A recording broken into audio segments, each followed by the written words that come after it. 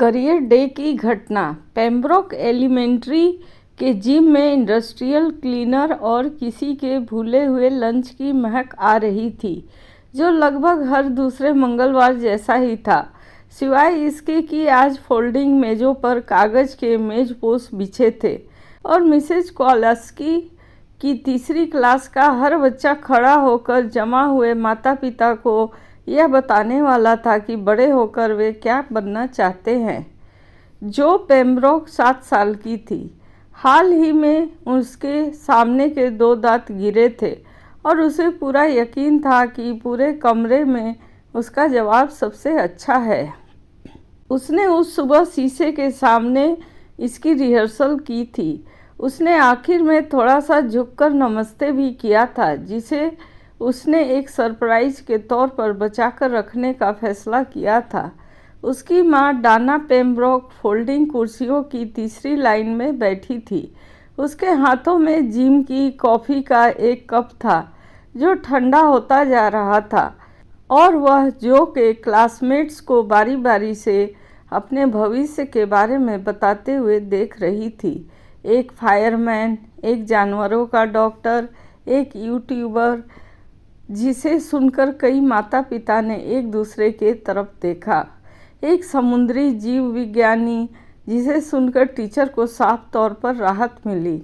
पीछे के लाइन से मार्कस चेन ने कहा कि वह एक प्रोफेशनल डायनासोर बनना चाहता है, और मिसेज कॉलेस्की ने बिना कोई टिप्पणी किए इसे अपने क्लिपबोर्ड पर लिख लिया, क्योंकि वह एक ऐसी महिला थी जिसने अपनी परिस्थितियों से समझौता कर लिया था।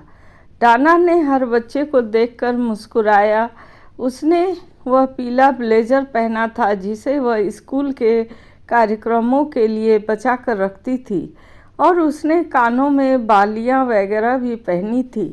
उसने ऐसे कारणों से, जिन्हें वह बाद में पूरी तरह समझा नहीं पाएगी, होलोवेज को भी बुलाया था। होलोवेज उनके पड़ोस में रहते थे। बेट और फ्रैंक होलोवे दोनों रिटायर हो चुके थे और दोनों ही उन लोगों के मामले में गहरी दिलचस्पी रखते थे जो वे खुद नहीं थे। बेट होलोवे ने एक बर्ड फीडर ऐसी जगह लगाया था जहां से पेम्ब्रोक के किचन की खिड़की सीधे दिखाई देती थी।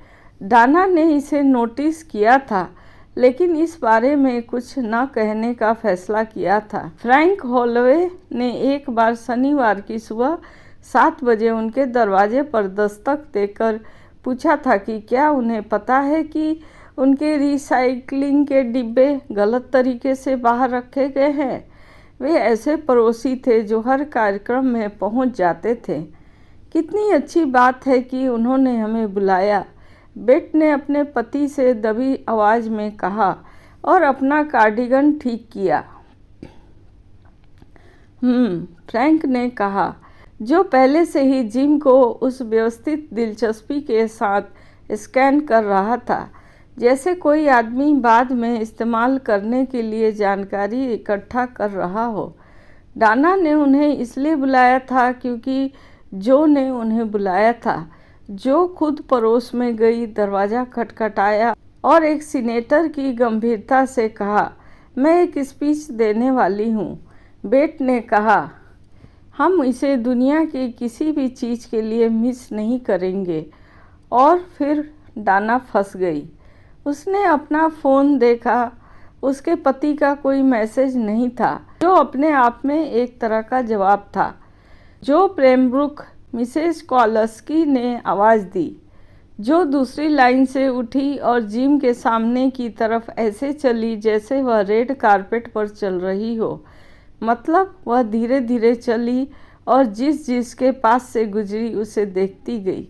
उसने अपनी बैंगनी रंग की ड्रेस पहनी थी जिस पर सितारे बने थे, और जो 2 चोटियाँ बनाई थी जिन्हें डाना ने 3 बार ठीक किया था ताकि वे एक जैसी लगे। उसके हाथ में एक इंडेक्स कार्ड था जिसके ऊपर मार्कर से मेरा कैरियर लिखा था, और उसके अलावा कुछ नहीं, क्योंकि जो को नोट्स बनाना बस एक सजावटी काम लगता था। वह माइक्रोफोन के पास खड़ी हुई। माइक्रोफोन बड़ों के हिसाब से सेट था, इसलिए वह लगभग उसके माथे तक पहुंच रहा था। मिसेज कॉलेस्की ने उसे नीचे की तरफ झुका दिया। हाय, जो ने कहा। हाय जो, जिम में मौजूद लोगों ने कहा। मुझे पता है कि मैं बड़ी होकर क्या बनना चाहती हूँ, जो ने कहा। मैंने इस बारे में बहुत लंबे समय से सोचा है। वह यहाँ थोड़ी देर के लिए रुकी ताकि उसका असर हो। यह उसने पहले से सोचा नहीं था, लेकिन उसने इसे बहुत खूबसूरती से किया।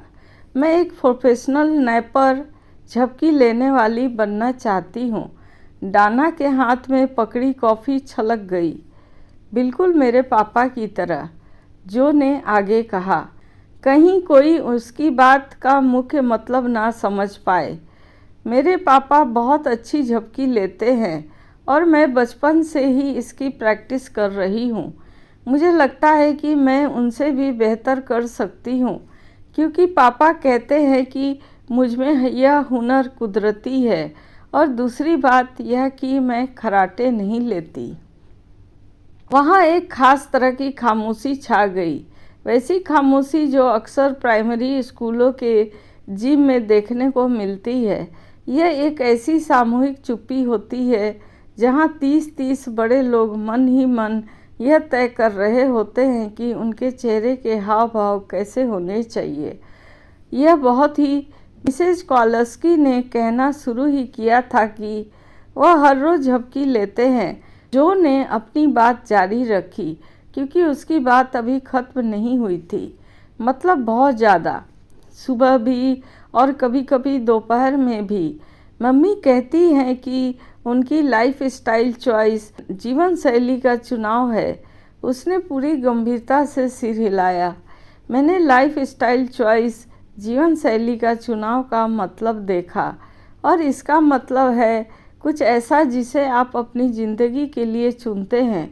जो यह बात समझ में आती है। डाना को एहसास हुआ कि बेट हॉलवे उसकी तरफ मुड़ी है, बहुत धीरे धीरे, ठीक वैसे ही जैसे कोई पेरिस्कोप ऊपर उठता है। वह इसमें सचमुच बहुत माहिर है, जो ने कहा। उसके पास एक ख़ास तकिया भी है। किसी दूसरी दुनिया में बात यहीं ख़त्म हो गई होती, लेकिन इस दुनिया में जो को अपने पिता की एक और आदत भी विरासत में मिली थी, हमेशा कुछ न कुछ और कहने की आदत। वह घर से ही काम करते हैं, उसने साफ करते हुए कहा, लेकिन ज़्यादातर काम उनके दिमाग में चलता रहता है, खासकर तब जब वह सो रहे होते हैं। इसलिए आपको वह काम हमेशा दिखाई नहीं देता। इसे पैसिव इनकम, निष्क्रिय आय कहते हैं। मैंने उन्हें फ़ोन पर यह कहते हुए सुना था। वह इसे लेकर बहुत उत्साहित थे। उसने हल्की सी त्योरियां चढ़ाईं।